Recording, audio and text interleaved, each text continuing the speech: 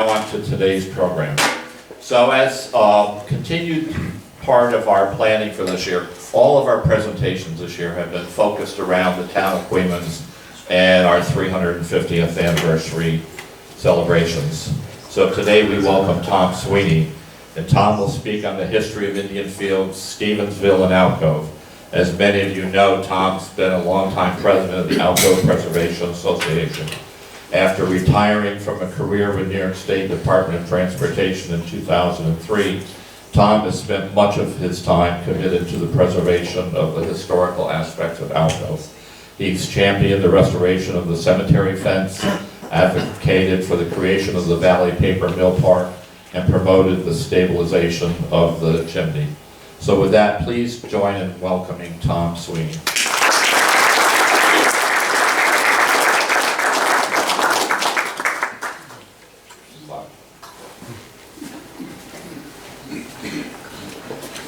I have to wait for him to give me the okay before I begin. You got it. Hey, Mr. John Earl, there's a seat up here for you. No. No more. No, there's one. There's one right there.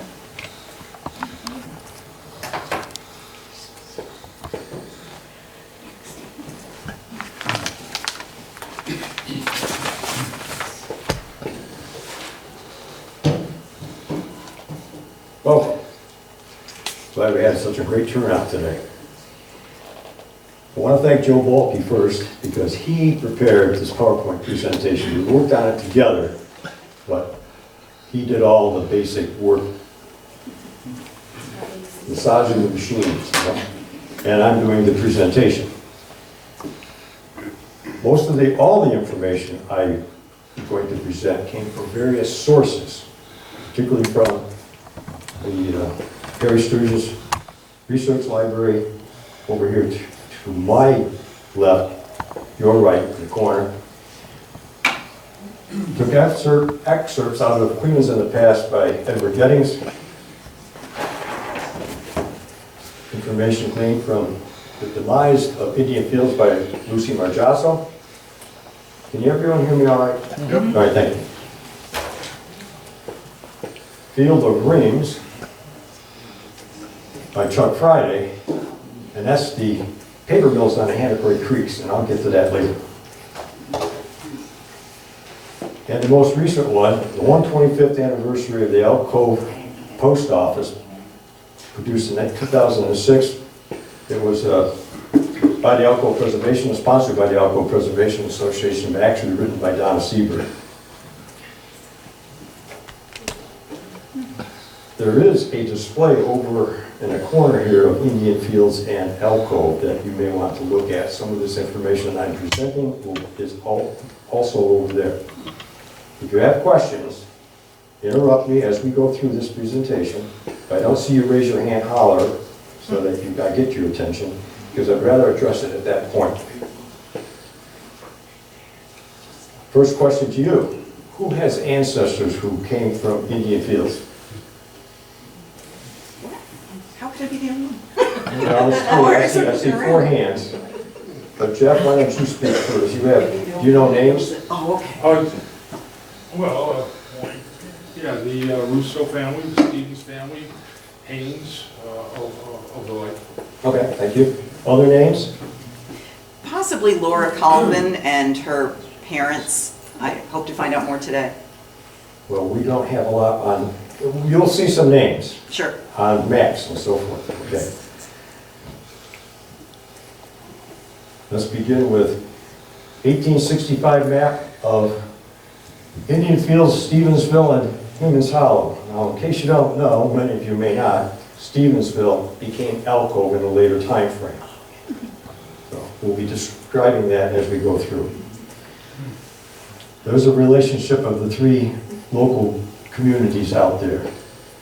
Here's a close-up of Indian Fields. It was founded somewhere in the late 1700s. I do not have any information about who or exact time frame. But I can point out some names. Bodine, Whitbeck, other Whitbecks, 3 or 4 of them, Tompkins, another Whitbeck, yeah. Carr, Searles, Griffin, and we'll mention some of those names a little bit further as we go through. This was taken from Queens in the past. Indian Fields is described in 1884 as a hamlet about 9 miles from Queens. Said the name was derived from the fact that it was the scene of a village of a Mohican tribe. Spafford's Gazette of New York in 1824 mentions the Indian Field lies west of the Honkatok, really named from Hanacroy Creek, where Indian settlements were within the last 70 or 80 years of that date. As part of the third allotment of the town of Queens patent, early records show a small hamlet with a church, 3 stores, harness shop, blacksmith shops, woodworker shop, 2 foundries, carding mill, sawmill, drugstore, and a physician. 18 dwellings, 80 inhabitants. That's 1884.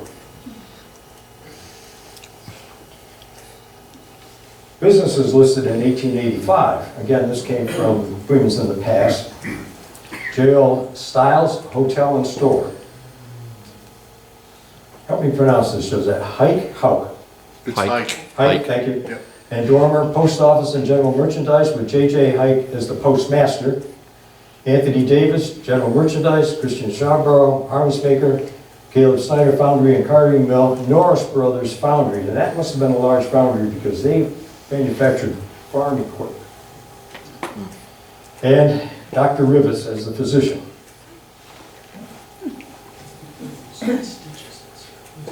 Early settlers, and I'm going to point out that this is not a misspelling, Whitbeck. Families spelled it differently at times out there. So there's John and Thomas Whitbeck, W. Searles, George Lamoureux, Jedediah Davis, Henry Niles, Daniel Green, Daniel Wickham, Robbins, don't know the first initial or name, Gideon Schofield, Josiah, Hickney, Hawks again, and Tompkins. Any questions so far? Thank you. Here's the 1927 view of Indian Fields. Mostly farms at this point. The road is linear, just like it is through Queens Hollow. So the development occurred along the Hanacroy Creek in this location. The road was there, they provided a road, and they built along it. This is referred to as Main Street in Indian Fields. Now, I don't actually know that it was called Indian Field, or Main Street, but that's what this little note says. We'll show another photo of that, another photo of it. But in this one, it looks like this building's already being disassembled.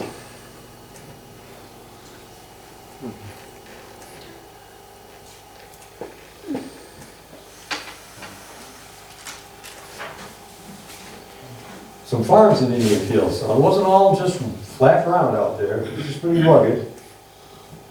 So that was hard scrabble in my opinion, farming, but that's, there were flatter grounds. You'll see other farms. Now, Dickerson's Pond. You can see this is taken from a postcard. That was the water supply that Dickerson's used to operate their mill. At the top of the Hanacroy Falls that is visible today as you drive up Route 32 heading towards where Dormansville turns off as you're heading towards Greenville. That is more commonly referred to as Dickerson's Falls, but in this postcard is Hanacroy Falls. I don't know what product they processed at that mill. Here shows a view of the Court Farm, circa 1926. Note that that is actually a crossroads there because it's not an insert of the Court family. Any Court descendants here? I thought their house was stone. Anyone help answer that question? That's what the photo is that we have in the files here at the museum. That's a pretty good sized home. Yes, it is. And barns. There's a mill of some sort in Indian Fields. I'm not sure what it processed either, but I can tell you that the Raceway, it's got to be an undershot wheel or perhaps a rotary. Briggs General Store. The signs that read standard farming implements. And this one, Sherwin and Williams paints and varnishes. Mr. Sweeney, I have a question. Yes, What you're showing us is before they built Alcove Reservoir, that's correct. and this was taken down then? That's correct. We'll be good getting to that point. Okay. Thank you. Another store, Indian Field Store. Note the Colonial Gas sign in front and the gas pump. I'll stand out of the way so others can see it. But there's another little note here that I found. We're trying to read this here. I got on the internet. Bayek Brothers Havana Ribbon 5-cent cigars. So that was a poster on a board, wooden board, framed, that was out in front of the store. I'd go there with a couple dollars and lose it. Okay. Indian Inn in the Heldenberg Mountains. I think that was used for advertising to attract visitors. Operated by O. Van Hoosen, proprietor. Now you can read as well as I can some of the information up above. Good wholesome food, plenty of it, okay? Certainly like the one about bathing in the brook and somebody was rode into Anacroy. And it's $14 a week. And he's got a Ravina phone number. Does anyone know the first name of Mr. Van Hoosen? Well, there was an Ollie Van Hoosen and an Espacott in later years, Yes. who was a It female. says open Hilton. Oh, but what's his first name? He said, I'll, Ollie. no? Orlando. Really? Believe it or not, we looked it up in the records. Dutch last name and an Italian first name. Huh? I don't know. Okay, here's a later photo of the Van Hoosen's Indian Inn. Now you see an automobile and you see a gas dispenser out here. Later owners, or other owners in time, was Stiles in 1883 and Simpkins in 1895. Well, this one is obviously the 20s time frame, or teens. So they were probably the owners at the time that they went out of business. Now another vacation spot, Mohican Farm in Indian Fields, operated by Clarence Wood, the early 1920s, and by 1921, he claims he had hosted over 300 visitors. During the summertime, because it only operates from June to September, he said, Heldenberg Summer Home, 17 miles southwest of Albany. So he's telling you can get there from Albany pretty easily. 150-acre farm. Home cooking by experienced dietitian. So I guess you're getting a well-balanced meal, or claimed to be. And Mr. Wood has a winter address in Albany, because he doesn't live there year-round.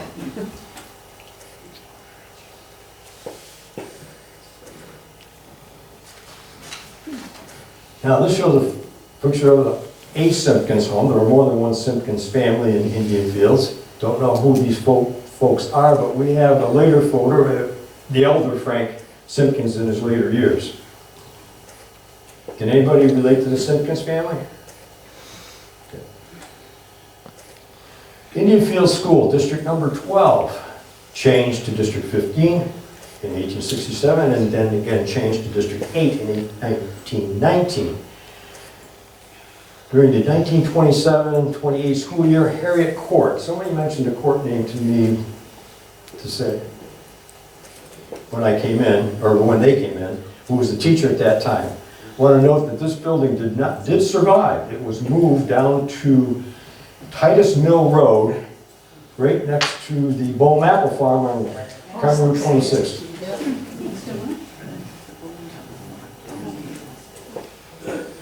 Trinity Methodist Episcopal Church in Indian Fields, another postcard.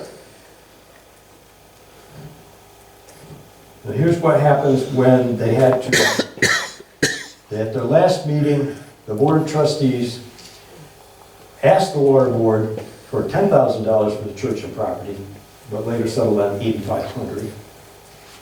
They donated the pews and pulpit desk to Keefer's Corners Church organ to New Baltimore Church, piano to Normansville, and chairs and tables to Westerville churches. So they disposed of the information, or their possessions to get them in further use. This is an interesting, this is from Harry Sturgis' personal collection, Indian Field Cemetery roll book, which had the numbered plots and who bought them. All right? It's pretty fragile, so I didn't want to use it too much, so anyway, but what shows you next is what happened to the original cemetery in Indian Fields. Grave relocation. The remains of the old Indian Field Cemetery were relocated to the new cemetery on Waterboard Road in Alcove. And an additional 12 private cemeteries from local farms had to be moved as well. There are still grave sites on the Waterboard property, but they're above waterline. The City of Albany and Water Supply maintain detailed, very detailed records of the graves relocated and all private grave sites on family farms. Now, the records are held today in microfilm, should anyone want to go to the Hall of Records to review them. The next photo will show current day photo, Indian Field Cemetery in Alcove. That photo was taken last week. I actually closed the gate so I could see the carvings or etchings are closely. Now, this is an active cemetery currently owned by the town of Queens and owned and maintained by them. Now I'm going to move on to Stephensville, and I had a gentleman ask me, where was Stephensville? We answered his question quite accurately before we began this presentation. Stephensville. Well, this is, I'll have to read it, Farm of Archibald Stephens, 1824. It's on a pen and ink on canvas by John Preston. This is the Hannah coming down. It makes a 180-degree turn right in where you cross the road, the bridge in Alcove today, because this is later named Alcove, and I'll get to that and why. So he was an extensive landowner, pretty prosperous farm. They also own businesses, which we'll discuss. Stephensville. Settled around 1790 by Caspar Ackerman. He purchased the land as part of the third allotment of the Queens patent in 1792 for 318 pounds, which was the currency at that time. Some sources credit him with building the first grist mill in Stephensville, and we're going to cover that more extensively. And he later dies in 1850, so he wasn't part of Stephensville for long. Grist mill sold to the Archibald Stephens Sr. for $4,100. Now that was a wooden mill, and it would have been replaced, and we'll get to that as well. This is the early Stephens home. This photo was taken several years after they moved out of that home, because there's no windows, so it looks like it was unused for some period of time. Stephens family. Archibald Stephens, 1867 to 1836, he was also a town supervisor, and he married Rachel Mott. Archibald Stephens Jr. was 1801 to 1866, and a lot of you here know the story of what happened to him. His daughter ran off with a hired hand and eloped, got married by the JP, and they caught it. Archibald Jr. caught up to him at the Shear home, which is Paul Castle's home on 143, and they shot it out. Each had pistols. Mr. Stephens did not survive. And he was married to Harriet Blaisdell Haynes. Together they had 13 children. Many of them died in infancy or young age. Shown on this embroidery. There's a copy of that over in the display over there. If you go, choose to go read their names. Archibald Stephens Mansion. Okay. 1816. Must have acquired some money from running the mills and his farming operations to be able to build some elaborate home like that. You got 2 porches, nice fence. Now, it later becomes known as the DeWitt Stevens home, which would have been his grandson. This photo was taken by the Elmendorf family in approximately in the 1890s, so it was well established then. There's a view from the Stevens home down to, and you can see the Alcove Church. Am I standing in your way, Ron? You can see it all right? And their former home that I showed you a photo of a few moments ago, and a barn. There's Mr. Stevens Jr. as an inset. Now this is looking up from that barn roof that I pointed out. You're looking up towards the Stevens farm, or the mansion, and his barns on the opposite side of the road. These no longer exist. They were just to the south of the Alcove Dam spillway. And the church was located down in where they built the dam. There's the mansion prior to being torn down in the 1920s. Make way for the Alcove Reservoir. Trees are gone, fence is gone, windows are knocked out. So, it was owned by Theodore Hoteling at that time.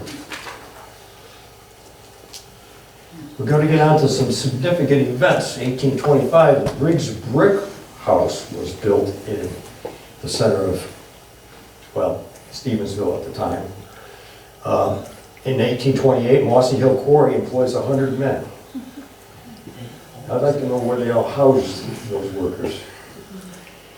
1836, death of Archibald Stevens Sr. 1844, the second grist mill. I mentioned the first one, which was wood. The second grist mill was erected by John Thurston, the builder. It was William S. Briggs was the owner. It was built for him, and I'll get into more details on that. Yes, John? It's going ahead quite a few years, but just in case it doesn't come up again, Mossy Hill Quarry. Yep. I've just been thinking along, Mossy Hill Rangers. Does that name ring a bell with anybody?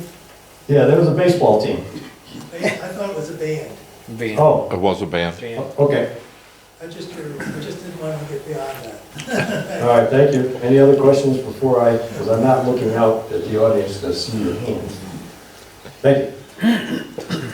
Moving on, keeping on with this, in 1848, John Andrews enlarges a cloth and wool carding mill to manufacture straw wrapping paper, later called at that time the Valley Paper Mill of Andrews and Briggs. They went into partnership. Then in 1871,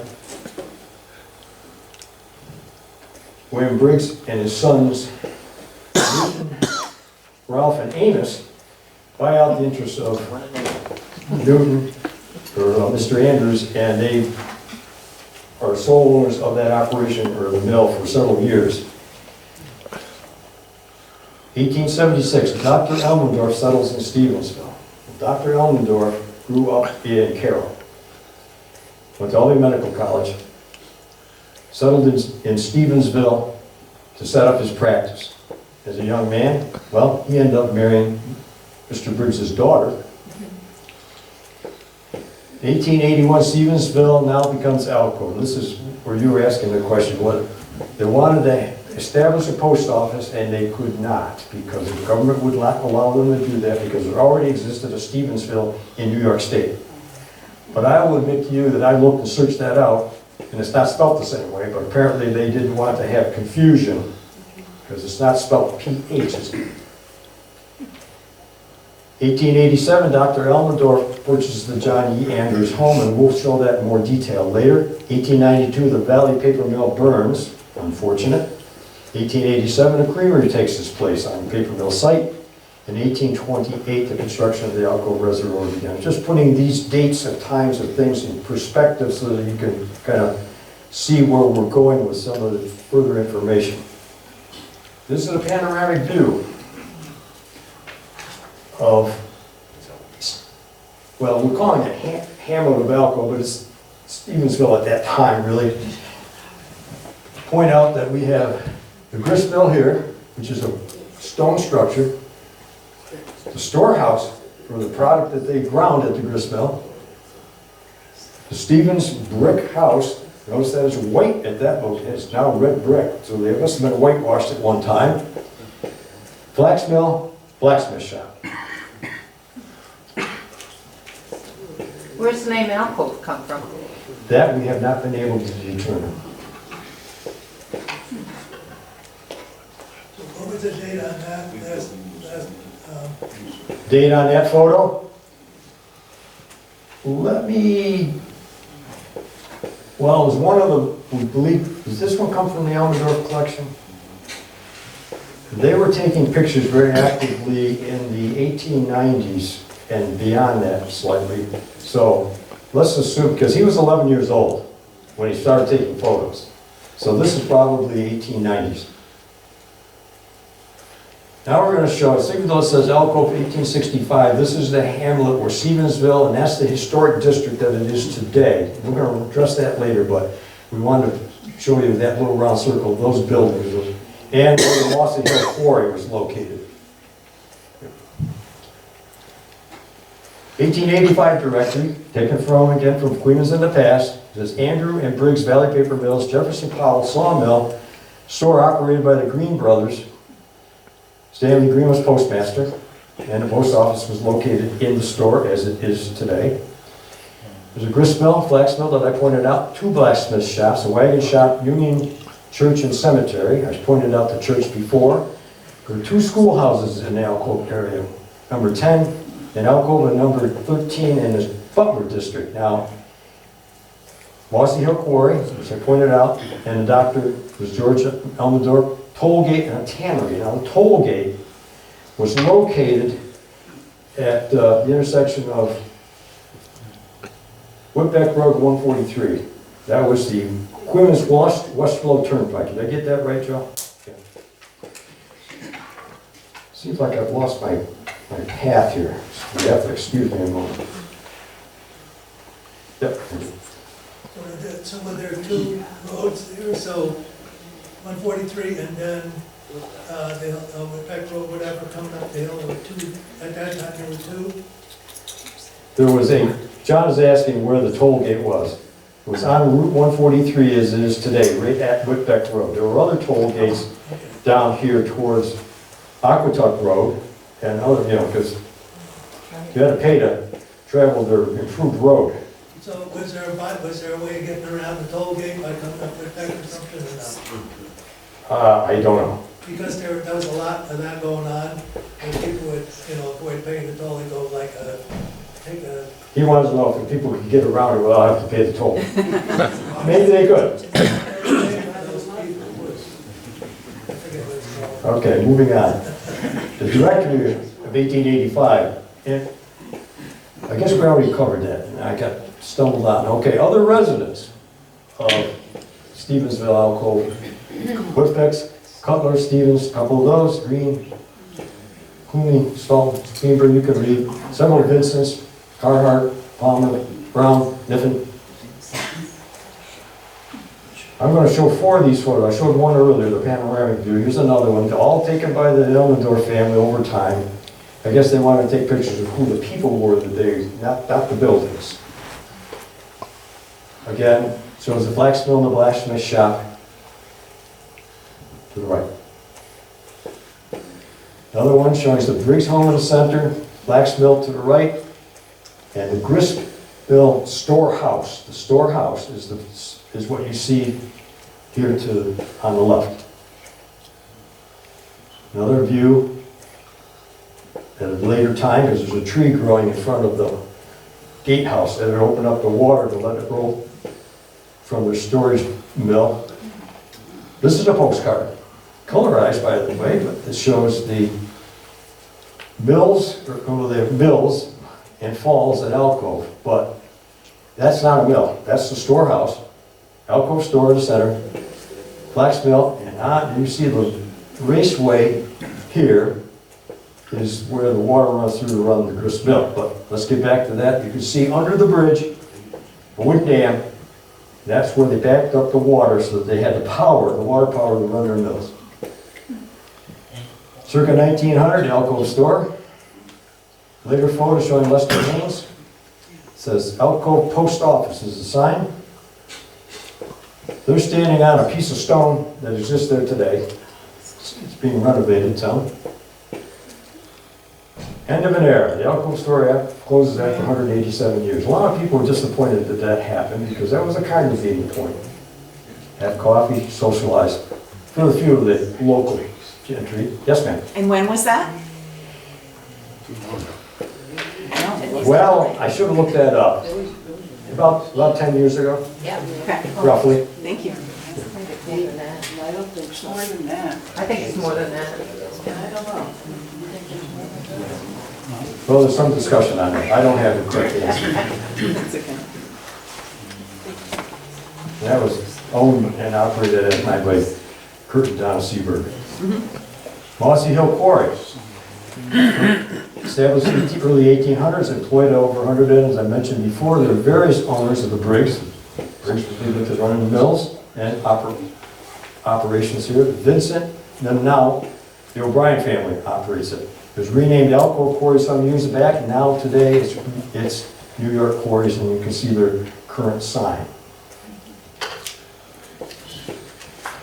This is the early Briggs home. Brick, killed in the local area. And that still sits there today as a private home. The Masson funds built a new home. Nice two-story brick home. As I pointed out, it's red brick today. That side, these side wooden structures are there. That's gone, as well as that connecting structure that goes to what is the garage now, but was the wash house. Actually, that's probably the wash house because that's where everything went into the stream. This is from the Elmendorf family, so they noted on there whose property it was, their grandfather. Now, the Elmendorf family gave to the Alcove Preservation Association about 150 glass plate negatives, in which many of these photos you'll see came from. We were able to scan them and digitize them, printed some of them, and as well as the photos that they had taken and kept in their family collection. They will eventually be housed here at the museum. Mr. Briggs, upper inset, Weymouth. In later years, that same structure home becomes the Alcove Falls House run by Mrs. Slingerland. They did attract vacationers and weekenders and stayers for a week or more, probably. And you see there, the rates are $6 and $8 per week, $4 for children. And if you needed to make a phone call, you could go over to the store. Briggs Barns no longer exist. This is County Route 111, right here. Alcove Road runs out this way. This is the corner of the storehouse. Those have all been moved years and years ago. There's the Alcove grist mill when it was in operation. Built in 1844, ceased operation in 1930, thereabouts, when the reservoir was constructed. This photo is from 1890 to show you that they've got two-tone grain. Very viable operation. It went for years and years.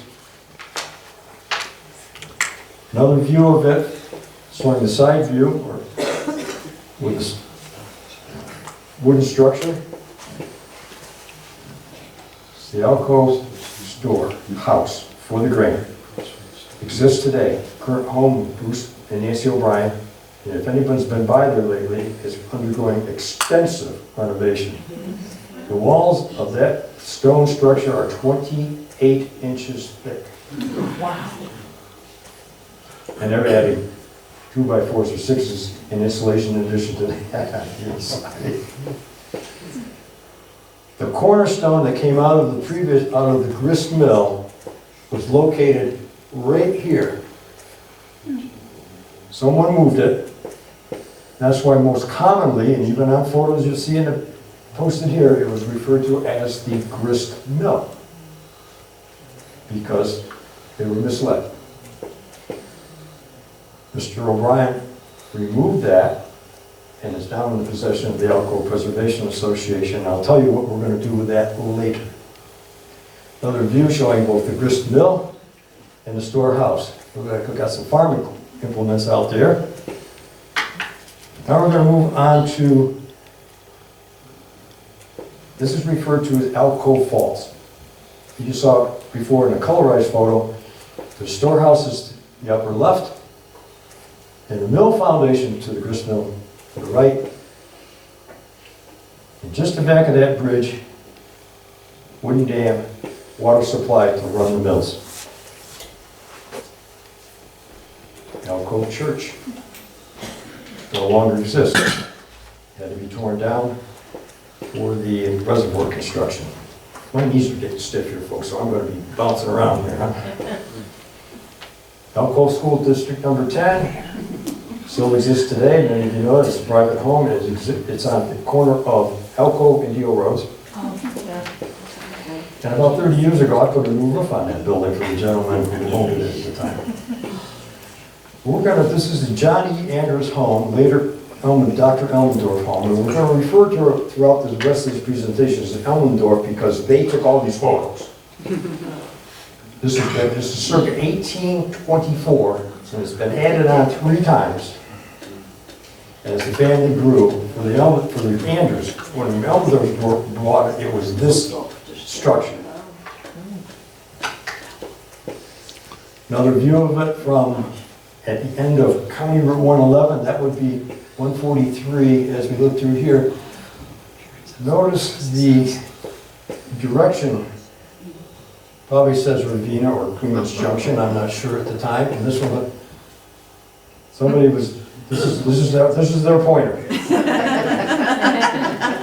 They had mail delivery because I can see a mailbox over there.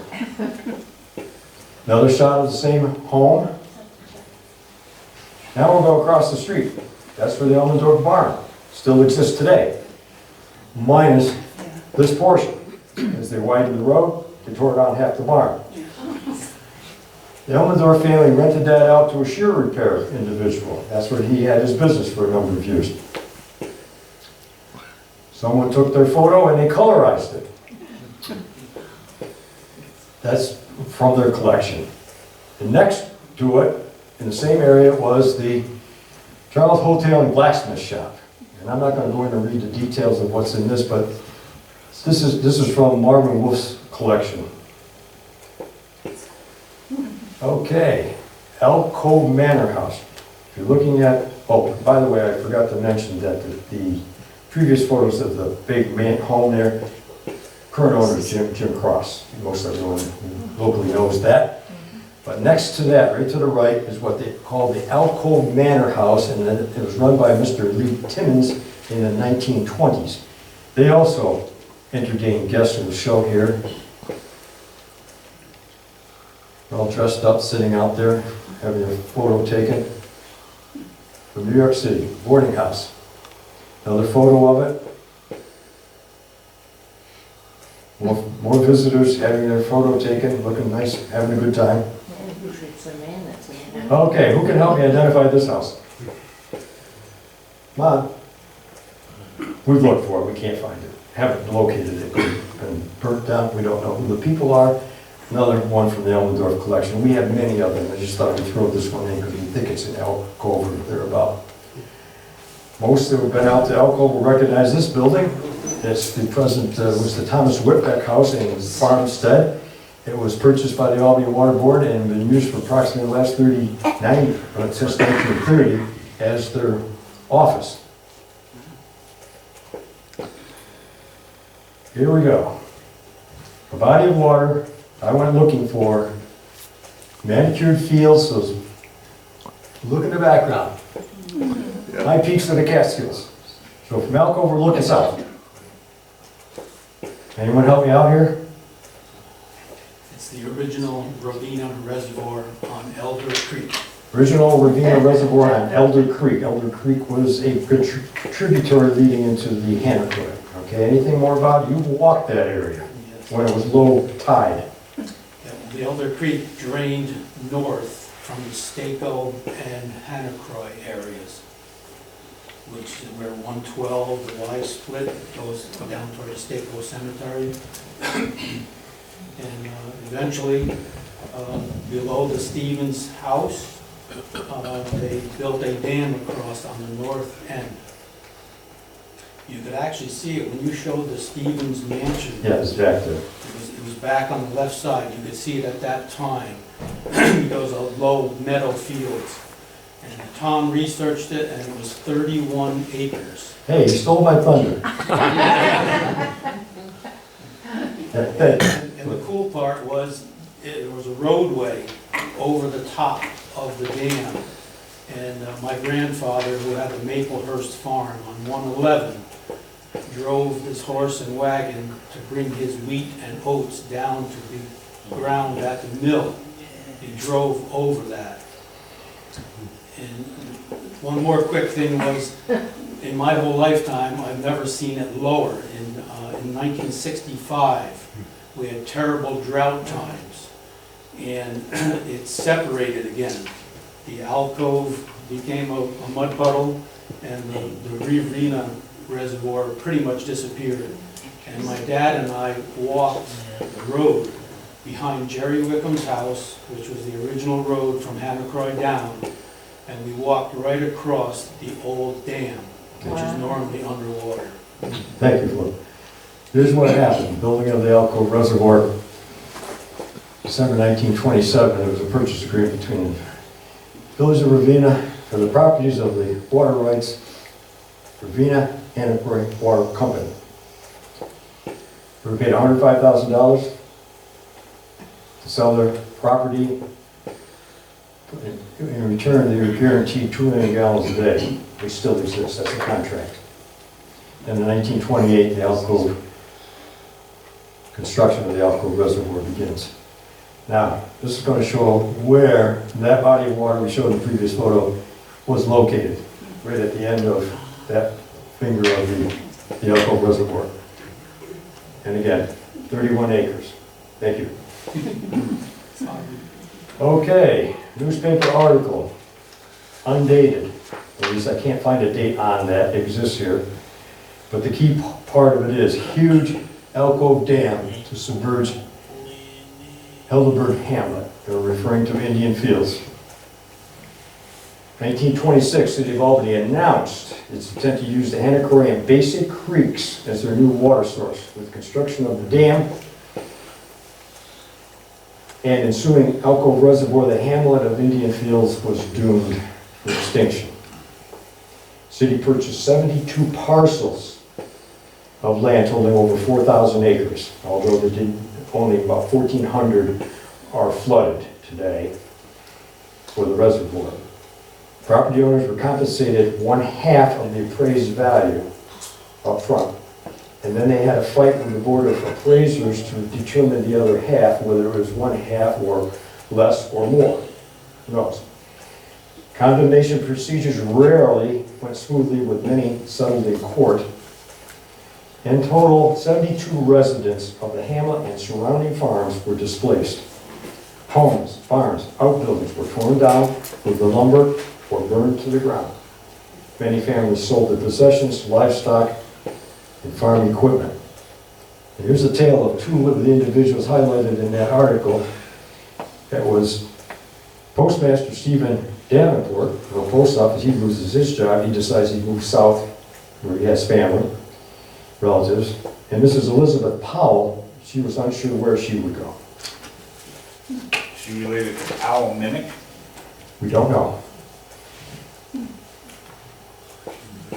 Building of the Alcove Reservoir Dam, primarily. This is near the spillway. You can see the Stevens home in the upper right corner. And the barn still in existence up there. Extensive operation. The next photo will show that they moved a lot of it by a portable railway, that they moved the dirt to get it down to where they needed it. Now this one shows the building of the dam. Note the church, still in existence, later torn down. I'm only covering 3 photos on the construction of the dam and the reservoir because that's another topic of the presentation that we can't get into.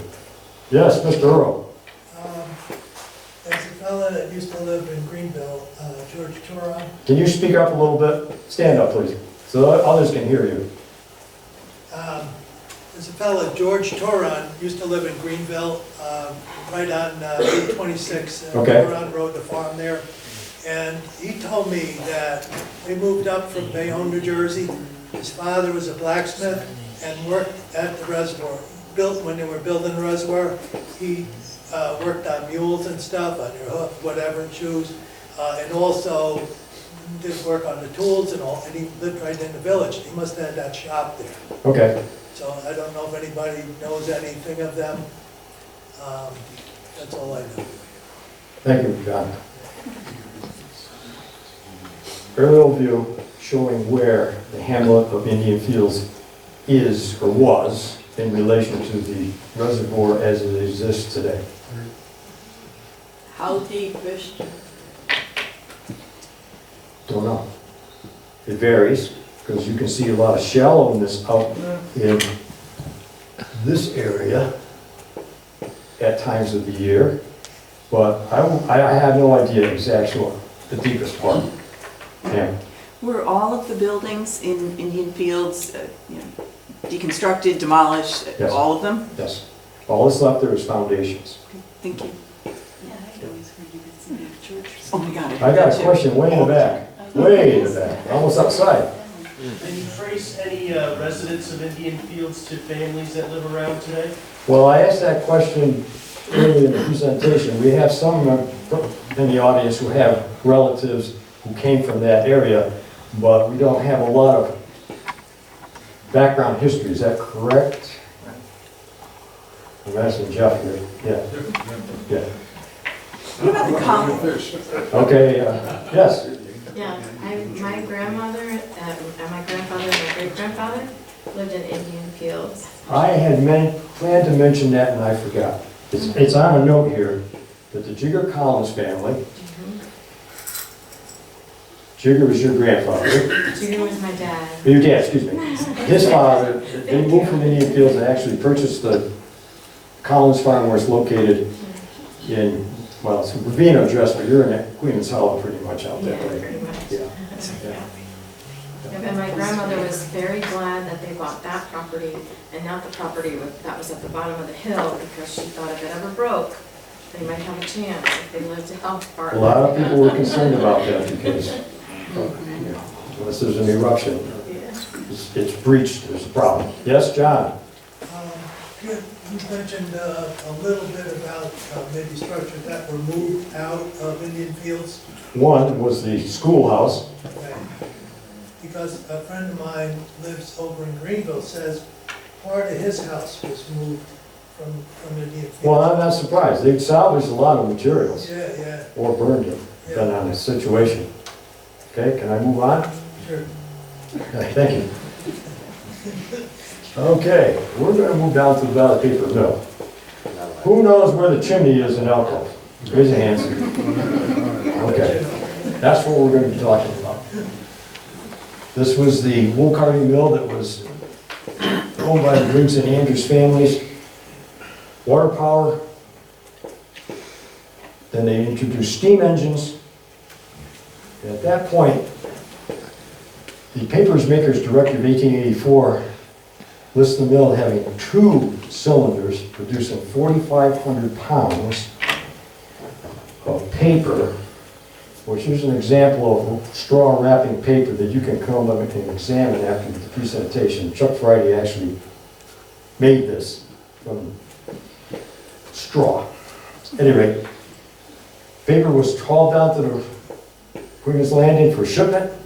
They hauled coal back to fire their boilers on the return trip. I'm going to show you a bird's eye view, another postcard of the chimney standing there, but the paper mill is not. This is after it burnt. You can see all these fields are now, up here and here, are all woods today, way in the back. Was the barn that burnt down the original building? Say again.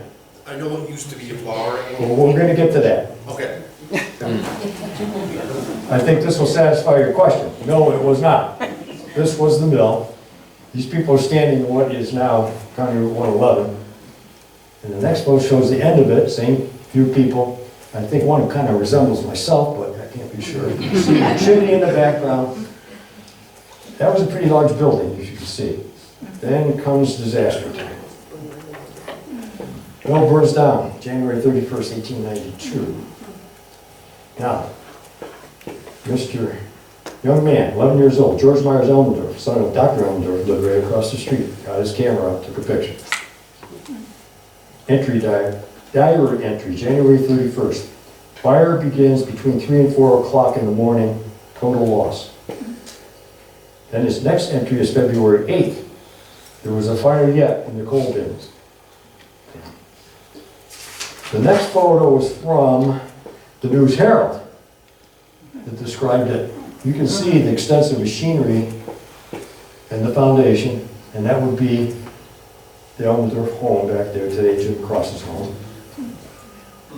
So, anyway, the article from the local paper says the owners at the time were Green and Slingerland, and that the total loss of the mill was valued at $1,500 and goods at $500. I'm questioning the $1,500. I think maybe somebody made a typo. You got to put another zero in there. Would you all kind of tend to agree? Yeah. Ah, vacant for 5 years, cleaned up the site. Now it becomes the Alcove Creamery, built in 1897, with a capacity of about 500 pounds of butter per day. They expected to receive milk from 200 cows at first and then increase to 400 cows the next year. And they produced an average of 6.5 pounds of butter from every 100 pounds of milk. So there was a lot of, well,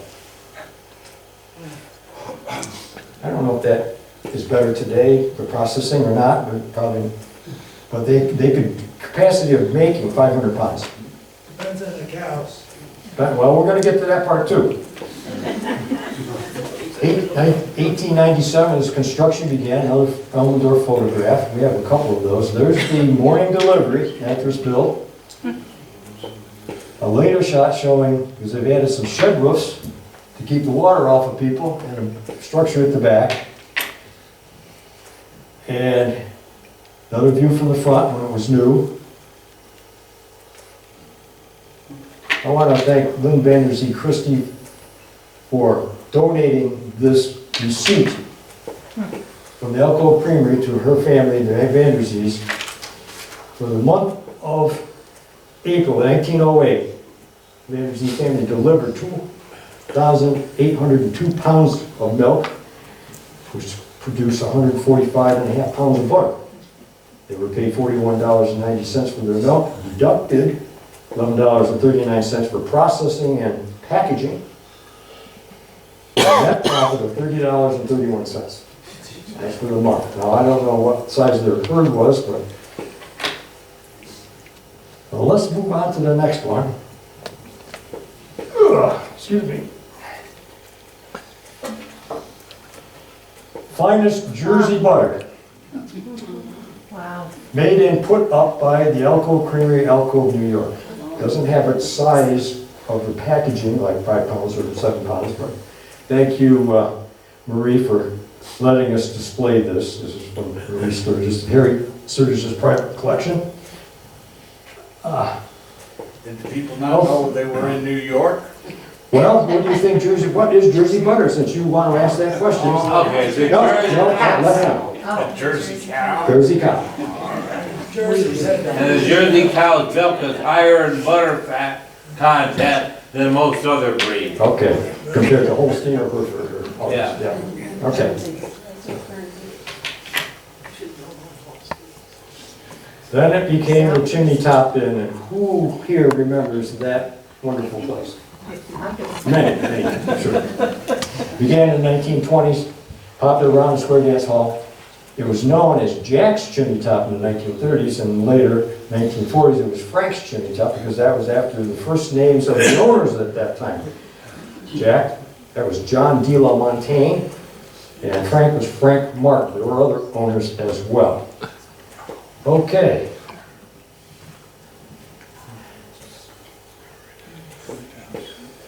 Oh, that's great. We found 3 of these signs in the barn when we cleaned up the property. And we salvaged them, hand painted, single-sided. I don't know where they set them out for visitors to find their way to the wonderful place, but there's no holes in it for mounting.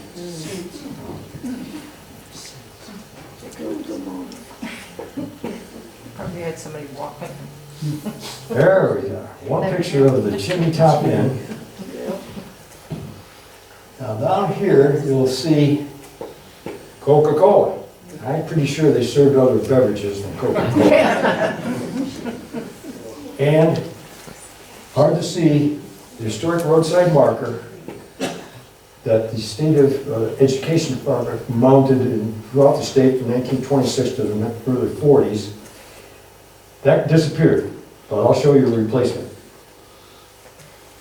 There's another view of the chimney top inn in the background and the barn that was pretty dilapidated when my organization came along. It later became a private home and burned in 1985. I did a presentation on the Alcove Cemetery fence restoration a few years ago. Pretty rough looking structure. We rebuilt it, what you'll see, using the cast steel items, where all the future stuff that you will see is round stock for the pickets. Those are the picket head that I just showed you. That's channel iron at the top and middle and angle iron at the bottom. Same product as this today, as well as this round rod. We bought it in Albany Steel. Mr. Hess provided us a donation. He sold it to us at cost. We did all the work ourselves, primarily Bill Muller, cutting, drilling.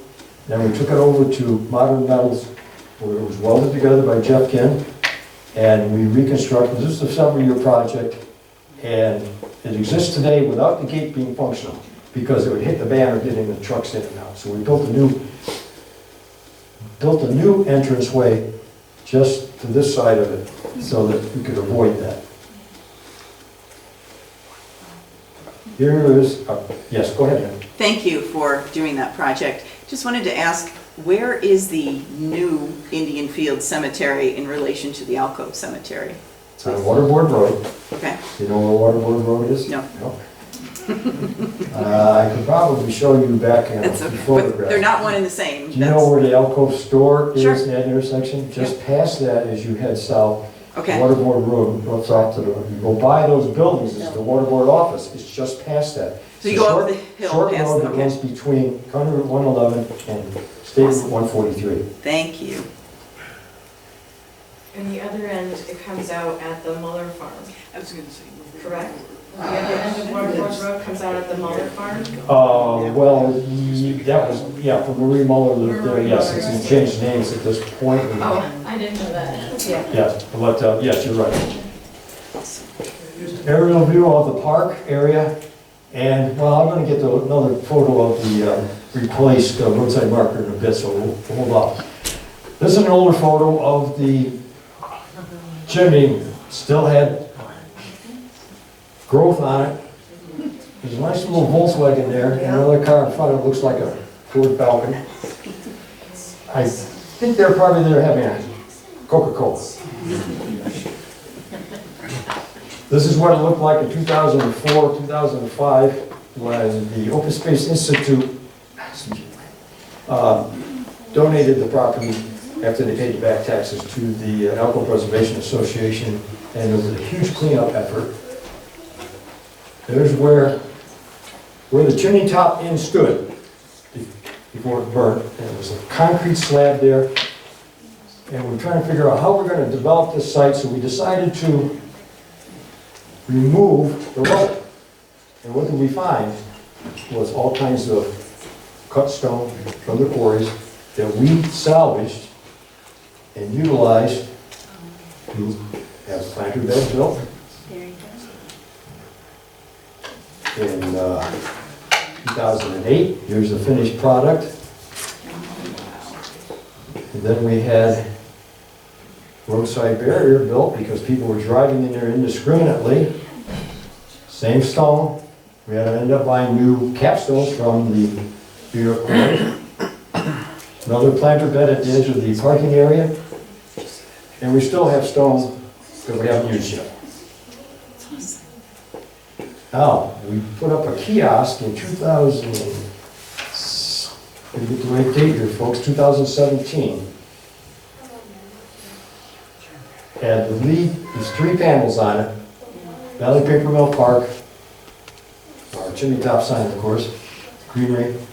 We got Open Space Institute, Alcove Preservation Association, and Town of Queens as joint partners here over time.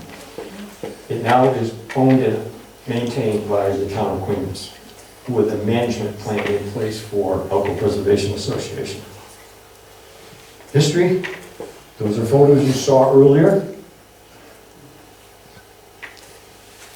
And the third key panel shows listing it as a local landmark and some other information about it. But you've seen all of these photos prior to this point. Chimney foundation restoration. That began in 2017. This is a corner of the same corner of the corner, you know, before and after. When the mill burned, all that hot fire damaged the brick faces, destroyed some of the stone, got hot. Here are quarries, well, actually O'Brien Stoneworks, same businesses. 5 feet below grade, it started the restoration process. And that steps out quite a large amount. This thing is on a huge base. Then we had chimney problems, brick falling apart. Under restoration in 2019, I believe, yes. You can see that we took out only what we needed to, salvage the rest. Here's after. Okay. Now let's see what we got at the top. Problems. Town is in the process of applying for grants for the restoration purposes. Not only to solve that problem, but to repoint the brickwork, the entire structure that hasn't been done yet. Now I'm going to move on to the gristmill site that I keep mentioning was tore down. It was. This is what it looks like today. This part here is the raceway, which was a wooden structure. Hoops around it. They encased it in concrete. That's how the water got from this side of the road, where the dam was, over to run another shot of the same location. And the third shot shows the wheel pit. It exists today. It had a 22-foot diameter steel wheel. The original one was wooden. They replaced it.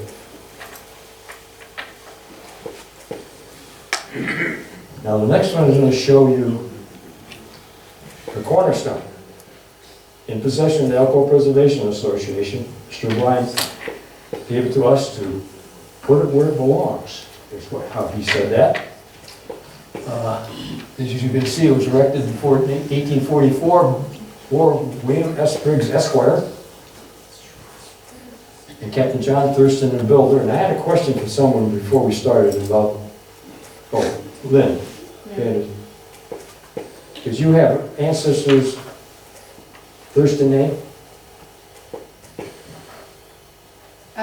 You were asking me where their house was, Yeah.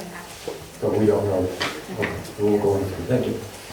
All right, what we want to do is create a display on that site with the approval of the Albany Water Board that will consist of the cornerstone, a set of the gristmill stones. Now, these are not the stones that are going. These are the ones that are outside the Little Red Schoolhouse. They were purchased by the Tompkins family in 1930 when they auctioned off the contents and off the property. So Paul was nice enough to donate the other set. Now these, they're about 22 inches in diameter. They set one on top of the other. One rotated, the other was stationary. And we also had, they came from France, by the way. And we also will replace the historic roadside marker that probably got knocked down in 1993 when they put the new bridge in. Because they used that site as a staging area for the building the new bridge. 1980, the Alcove Historic District was created and placed on both the federal and state registers of historic places some time back. And that only includes a small grouping of homes right in the alcove itself. It doesn't include the chimney because there's one of our 3 signs welcoming you to the district. There's then the valley. The paper mill chimney and site was placed on the register in 2004, and I want to thank John Bonafide, who's not, he was very instrumental in putting all the paperwork together to get this accomplished. You can see the replaced historic roadside marker donated by the William Pomeroy Foundation in 2014. Now, before I conclude, I'll ask for more questions in a minute, but there was a rumor going around that if you attended this presentation, you would receive one of these. Now, that was false. But I do have these, if someone chooses to purchase one. There's a lot of the photos you've seen, there's a further description of Alcove, modest $5. Further questions? Where does Alcove begin and where does Indian Fields begin? Or are they part of each other? Almost. I'll go back to the first photo. Or if I go back to where, showing you where Indian Fields was, bear with me, long ways back. Alcove. Okay. They were within sight of one another. If you were standing on a high piece of ground. Other questions? Yes. You spoke of Dr. Elmendorf. Do you know if there were then future generations of doctors Elmendorf?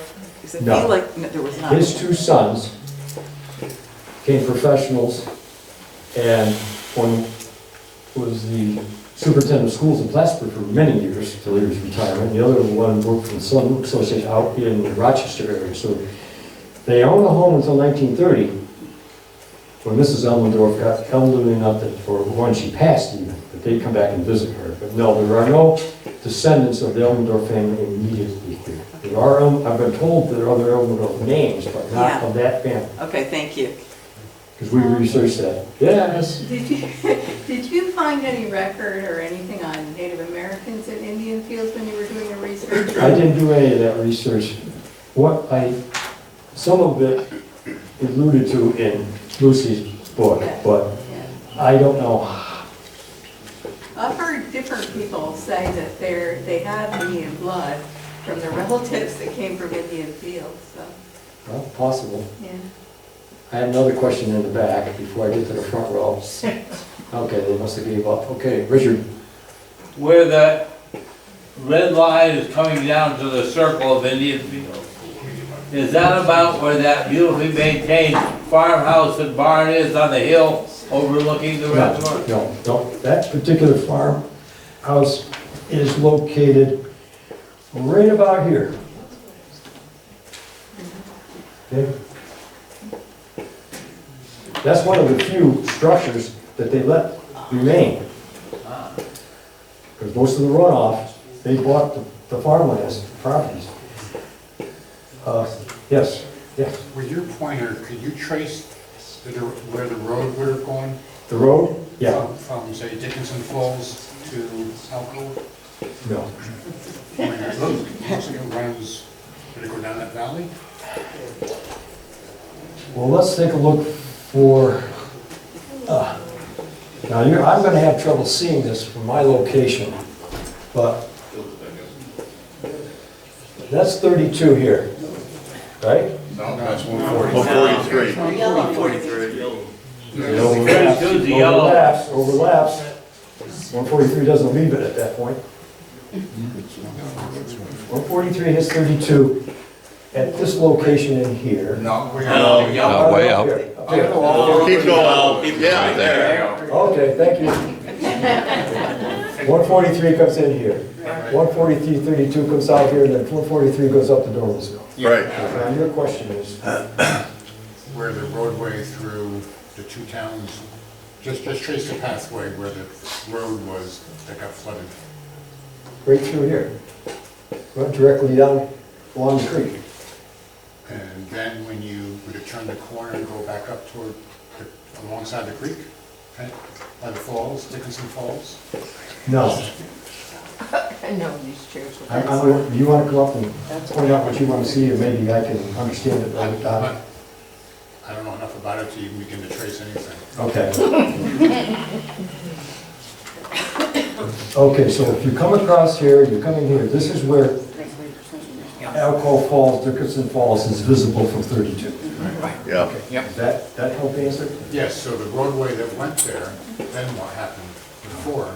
I don't know, we have to go back to one of the earlier photographs of 1865, and it's a little difficult to really see it, but we could do that. Okay, Jerry, you're up next. Somebody asked how deep that was. If you took the red circle around 10 or 11 o'clock area, it's 90 feet right offshore, straight down. Whereabouts? At around 10 o'clock, 11 o'clock area. Oh, in here? Of the red circle. Yeah, about 90 feet. 90 feet right offshore. All right, thank you. This is a rough area up here. I've walked that, because there's a couple cemeteries, we went out and got the names of the inscriptions and dates and all that off the cemeteries. Rough area. Some of it's flat, most of it's woods now, but in fact, the reservoir refers to it as the Hog's Back. That's how they, further questions? Yes, oh, we've got a bunch of, okay, I'll start with you first, go ahead. I see it says Hannah Croy Cemetery there, but the Hannah Croy is Ah. spelled with an S, and I see that a lot lately, where the Hannah Croy Creek, like as on 143, has a sign that has it with an S all of a sudden. What happened to the X? That I can't, unless somebody got confused. Okay, it's just the state didn't know when they put the signs up, and I don't know, I'm just seeing it all over now, and I thought, well, maybe there's two ways to spell Hannah Croy that I was never heard Yeah, of. the earlier spelling was with the S. Yeah. The X came later on. Oh, really? Yeah. Okay. Here, you can have. Lynn? The Thurston Stone, which you said is a future project, do you have any idea what you're going to do with it? Yes, we want to put up that stone along with the millstones and an interpretive panel to describe the history of that site, because there were two mills there, with information as detailed as we can get. The current situation is, Albany Water Board doesn't want people on their property afraid they're going to fall over into the creek or down into the wheel pit. So fence is the first answer. Hard people to deal with. Other questions? Yes, ma'am. Are there any viewing access roads left? Yes. Where? Don't go there. Legal ones? As you come in 143, there's one that comes in, somewhere's in this area here. You can still see the roadway going off at an angle, and I think there are even some guardrails, old concrete guardrails with wire on them, cable. And then there's another one, you're gonna help me out with this one, Flip. There's a roadway before you get to the quarry, where they're building the new Albany County Highway Garage that goes in through here, correct?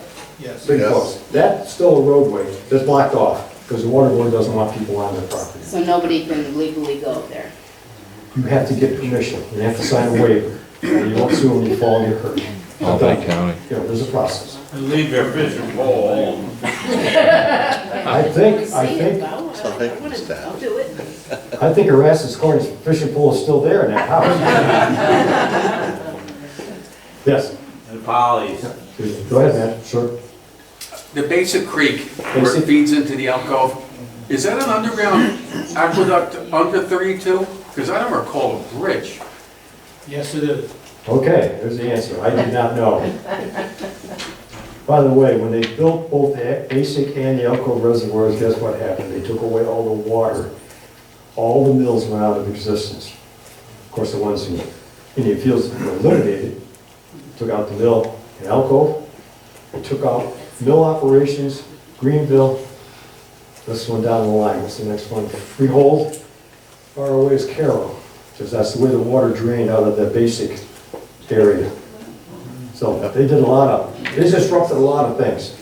But then again, you think, when was water power going out of existence? Very shortly.